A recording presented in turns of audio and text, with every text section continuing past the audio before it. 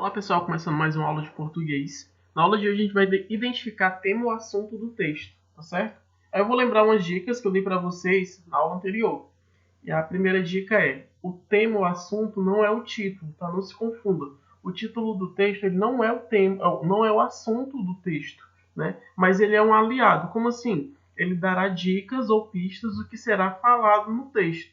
Então quando você vê o título, sempre leve em consideração ele. Ele sempre dá dica do que será o assunto do texto, tá certo? Próximo. Outra dica é que vai ser mencionado logo no início do texto. O assunto vai ser mencionado no início do texto e ele deverá repetir-se ao longo do mesmo. Então, vai se repetir ao longo do texto. Uma estratégia para você identificar é grifar as palavras ou ideias que mais se repetem. Então, quando for aparecendo aí as palavras que se repetem, você vai grifando para você ter uma ideia de qual é o assunto do texto, né? E por último, resuma o que foi falado no texto numa única frase, numa única palavra ou frase. Então, assim, gente, você lê o texto, o assunto dele vai ser o resumo de tudo, tá certo? E aí ontem eu passei algumas questõezinhas e a gente vai fazer a resolução das mesmas, tá certo? Leia o texto. Do lixo para a mesa. A cozinha é um laboratório da casa, o lugar onde fazemos os grandes experimentos. É lá que frutas, legumes e verduras, combinados com outros ingredientes, podem virar bolos, biscoitos, sorvetes, entre outros pratos de dar água na boca. Mas aqui vai um desafio. Você comeria bolo de casca de banana? Antes de torcer o nariz, saiba que cascas, talos e folhas são partes nutritivas de muitos vegetais e podem ser usados no preparo de saborosas receitas. Então, a questão 1 pergunta: a ideia central do texto é. Eu quero saber qual é a ideia central desse texto, ou mesmo o assunto do texto. Eu vou começar destacando a questão aqui, o título do texto, certo? Então, o título do texto é Do lixo para a mesa. Veja, o que está indo do lixo para a mesa, né? Então, você vai refletir sobre esse título e ele já vai te dar uma ideia do que está se tratando esse texto. Próximo. A próxima parte a ser destacada desse texto é a frase, mas aqui vai um desafio. Você comeria bolo de casca de banana? Então veja, ele está perguntando se você comeria bolo de casca de banana. A casca de banana, o que é que a gente faz com ela? A gente joga ela no lixo. Então aqui, ó, o título do texto ele te dá uma ideia. Então, do lixo para a mesa. Então está sendo o quê? A letra A diz que essa ideia central é o experimento com alimentos. Está falando desse experimento? Não está. Aqui no começo diz, a cozinha é um laboratório da casa, o lugar onde fazemos grandes experimentos. Aí, muitas pessoas acham que é somente isso, mas não. Aqui você tem que levar em consideração o título do texto e as informações que vêm em seguida. A apresentação de receitas. O texto está apresentando receitas? Não, ele está explicando que alguns alimentos podem ser utilizados para fazer receitas, né? Até mesmo alimentos que a gente ia jogar fora. Mas o texto em si não apresenta a receita, tá certo? Letra C, o aproveitamento dos alimentos. Olha aí, do lixo para a mesa. O que eu ia jogar no lixo vai para a mesa, vai se tornar um alimento. Então aqui está falando sim do aproveitamento dos alimentos. E a letra D só para excluir a combinação de alimentos. Não está falando da combinação, e sim realmente desse aproveitamento dos alimentos. Então, bem aqui embaixo ele fala, antes de torcer o nariz, saiba que casca, talos e folhas são partes nutritivas de muitos vegetais. Então, ele está dando aí uma dica, ele está explicando que a gente pode sim aproveitar essas comidas que iriam para o lixo, fazendo outras receitas, tá certo? Resposta correta, letra C, o aproveitamento dos alimentos. Questão 2. Leia o texto abaixo. Cachorro-quente, batata frita, pastel. O que esses alimentos têm em comum, além de serem saborosos? São comidas que comemos com a mão. As mãos têm milhares de bactérias. Por isso, antes de comer um alimento com elas, é preciso tomar alguns cuidados básicos. Lavar a mão é essencial, mas se você estiver na rua e não tiver como, use álcool em gel. Também não tem? Opte por um guardanapo para segurar o alimento. Fique atento e veja se as mãos não estão muito sujas antes de comer. As crianças gostam de pegar a comida na mão. Também é importante cortar as unhas das crianças bem curtinha, para evitar que a sujeira acumule, e limpar as unhas com uma escovinha macia. Isso porque a unha tem altíssima concentração de bactérias. Quando a introdução alimentar começa, aos 6 meses de idade, os bebês começam a descobrir a consistência dos alimentos. Deixar a criança comer com a mão desperta o interesse em se alimentar, porque ela quer experimentar mais, sentir as texturas. E a pergunta é: qual é o assunto desse texto?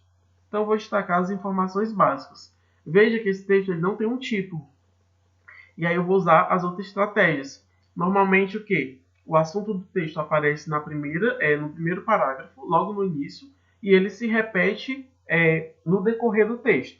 Então vou aqui destacar a primeira informação que aparece no início. São comidas que comemos com as mãos. Aí vem, ó. As mãos têm milhares de bactérias.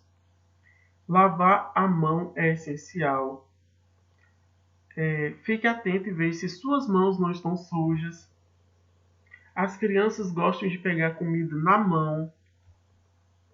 Deixar a criança comer com a mão desperta o interesse em se alimentar. Então veja que, além da ideia principal ter vindo logo no começo, né, do assunto do texto ter vindo logo no primeiro parágrafo, os demais parágrafos ele confirma, né, as demais informações são confirmadas, confirmam esse assunto dito no primeiro parágrafo. Então a letra A diz assim, ó, a concentração de bactérias nas unhas não está dando foco nas bactérias que tem nas unhas, e sim o fato das pessoas comerem com a mão, tá certo?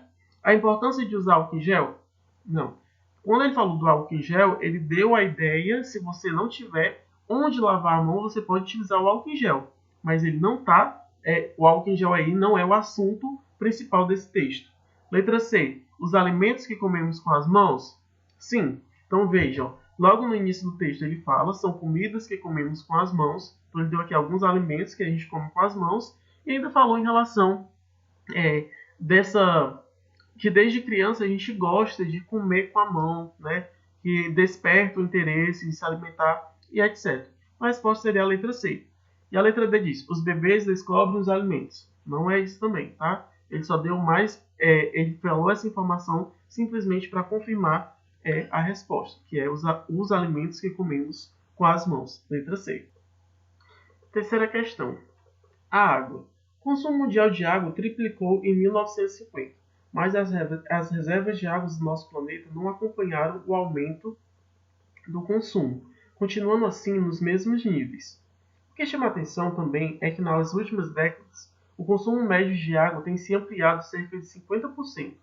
Usando a torneira aberta durante 5 minutos para escovar os dentes ou fazer a barba, se gasta em média 12 litros de água. Algumas maneiras de economizar até 2 litros de água são escovar os dentes utilizando um copo de água, fazer a barba colocando um tampão na pia. Uma torneira que fique gotejando o dia inteiro gasta cerca de 45 litros de água. Outra atitude que desperdiça muita água é o banho demorado. Uma descarga chega a gastar 19 litros de água.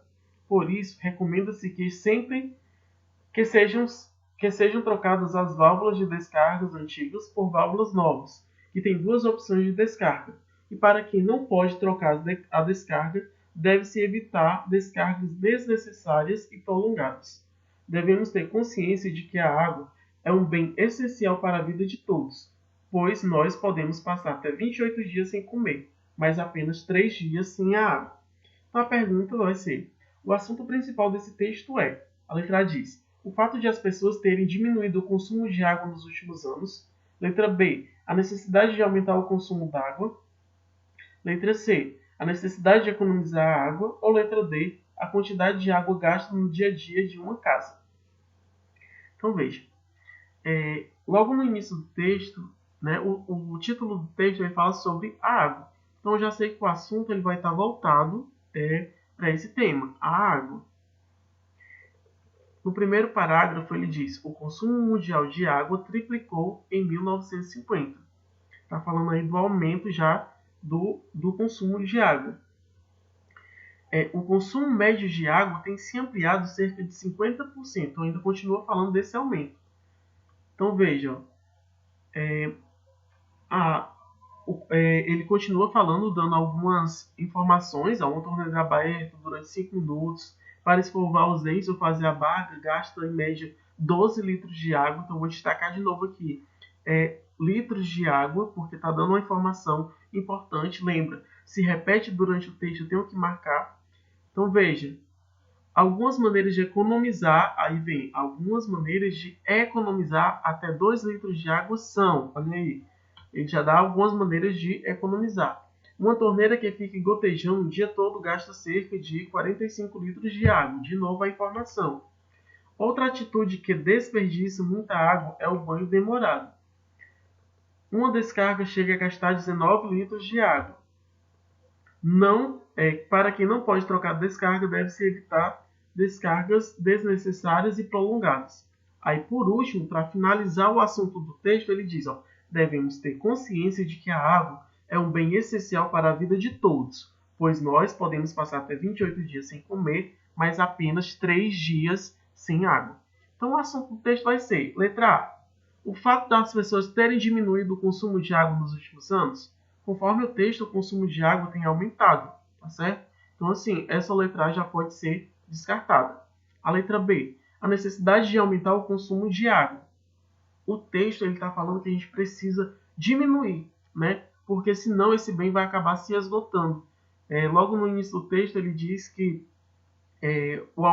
aumentou muito o consumo de água, porém, as reservas de água elas permanecem no mesmo nível. Então, assim, está aumentando o consumo, mas a água não está aumentando, ela está, no caso, diminuindo. Dessa forma, vai acabar, se não tiver algum cuidado com ela. Então, a letra B também está descartada. Letra C, a necessidade de economizar água. Quando eu chego bem no último tópico, olha aqui, lá no final do texto, ele diz, devemos ter consciência de que a água é um bem essencial para a vida de todos, pois podemos passar 28 dias sem comer, mas apenas 3 dias sem água. Então ele está fazendo um alerta para que seja economizado a água, né? Utilizando essas atitudes aqui apresentadas acima. Então, dessa forma, a resposta seria a letra C. Letra D, a quantidade de água gasta no dia a dia em uma casa. Ele está informando isso simplesmente para reafirmar a importância da economia de água, certo? Então, a resposta, letra C. Quarta questão. Um engraçadinho raro. Ele vive somente em brejos, lagos e riachos do Rio de Janeiro. Seu nome popular é Engraçadinho, talvez porque, sendo ele todo vermelho, chama a atenção e seja considerado bem bonitinho.